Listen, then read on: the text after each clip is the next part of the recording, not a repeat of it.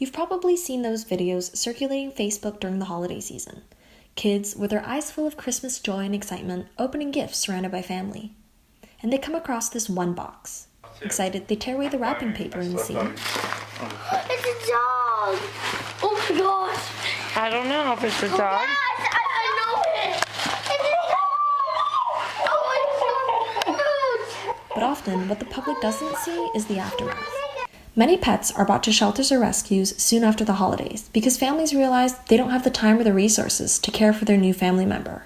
Noella Slater, a volunteer with Action Volunteers for Animals, tells me that issues like these are not uncommon. So people have unrealistic expectations. They get home and they don't realize that cats smell, that cats actually poop and pee and throw up and need to go to the vet and need to get fixed because otherwise they're going to go into heat or spray all over the place. So if people don't start out with a realistic expectation of what they're looking for, they don't necessarily get what they want.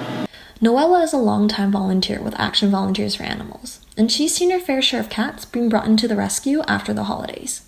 Especially when they're brand new to a home and it's the holidays and, there's presents all over the place and kids and lots of extra stuff going on, the cat doesn't react the way it did in the shelter.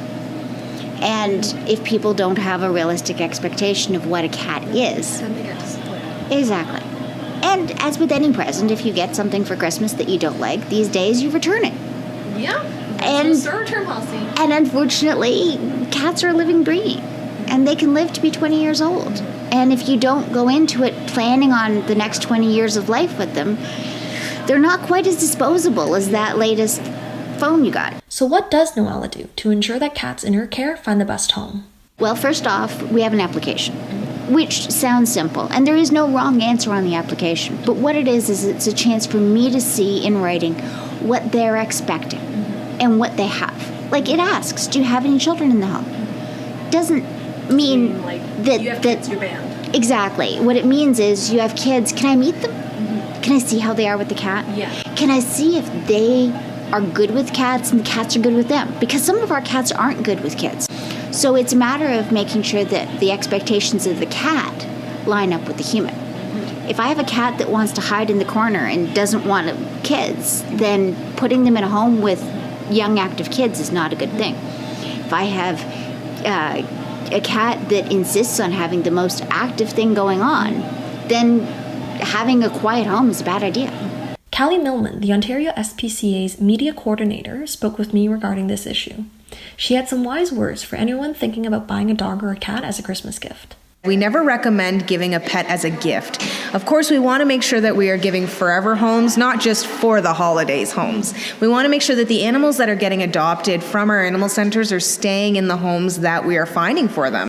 However, if your family is ready to add another furry friend to the pack, she stresses that you should visit your local shelter or rescue group instead of shelling out hundreds of dollars for that purebred puppy. All of the animal centers and even some of the shelters in Canada, as well as rescue groups, do have quite a bit of animals. Unfortunately, it is a reality that there are homeless and neglected animals in the province of Ontario, and they come into whether it be rescue groups or animal centers like here at the Ontario SPCA, and our goal is to help find them homes.